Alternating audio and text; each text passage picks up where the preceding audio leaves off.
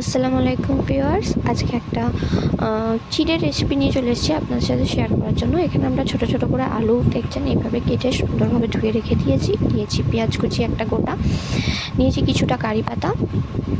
এখন একটা কড়াইয়ে কিছুটা পরিমাণ সর্ষের তেল দিয়ে তার মধ্যে দিয়ে দেবো 1 চামচ মতো গোটা জিরে।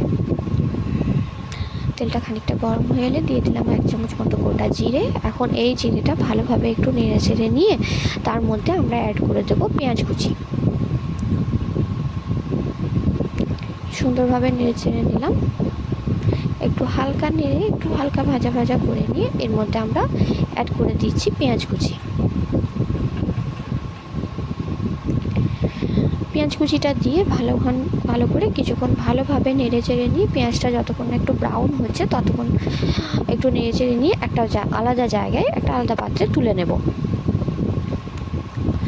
ওটা তুলে নেবার পর আমরা দিয়ে দিলাম এরই মধ্যে যে কুচি করা আলুটা ছিল সেটা আমরা ভালোভাবে এখানে আলুটাও আমরা সুন্দরভাবে ভেজে নেব।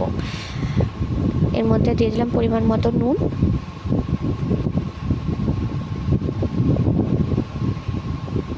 দিলাম কিছুটা পরিমাণ হলুদ গুঁড়ো, দিলাম ধনে গুঁড়ো,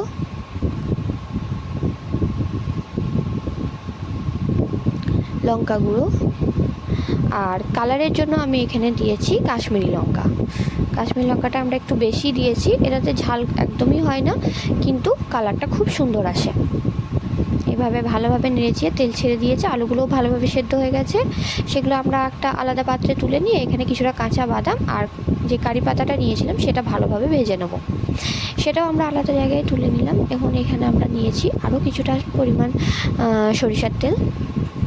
এর মধ্যে আমরা আলাদা করে আগে থেকে সুন্দরভাবে ধুয়ে রাখা চিড়েটা দিয়ে দিলাম। চিড়েটা কিছুক্ষণ নেড়ে চেড়ে নিয়ে তার মধ্যে আগে থেকে ভেজে রাখা পেঁয়াজ আর আলু ভাজাটা দিয়ে দিলাম। দিয়ে দেবো বাদাম কুচি, বাদাম ভাজা আর কারি পাতাটা, সবগুলো ভালোভাবে মিক্স করে নেবো।